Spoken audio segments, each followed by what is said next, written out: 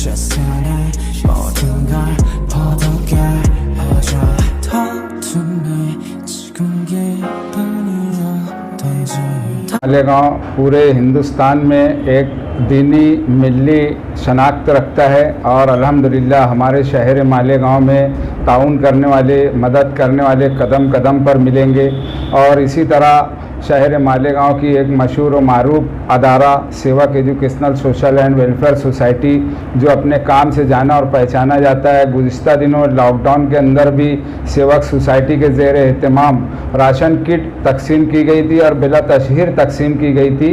उसके बाद अभी रमज़ानुल मुबारक में हम लोगों ने सहरी के लिए और अफ्तारी के लिए भी राशन किट तकसीम की है। उसके बाद अभी आज के दिन हम लोगों ने रोज़ा अफ्तार के वक्त शरबत रूह अफ़ज़ा का एहतमाम किया है और कम व बेश तकरीबन 400 बॉटल 1-1 लीटर की हमने तकसीम की है। और शहर मालेगांव के अंदर एक मुनफर्द मकाम रखने वाला अदारा सेवक सोसाइटी इस शरबत को बनाने के लिए सेवक सोसाइटी के तमामी अरकान के साथ साथ शहर मालेगांव के मशहूर मारूफ हाजी शकील अहमद लड्डू किंग ने बेइंतहा ताउन किया है और अपने तजुर्बे के ज़रिए इस शरबत को बेहतर से बेहतर बनाने की कोशिश की है।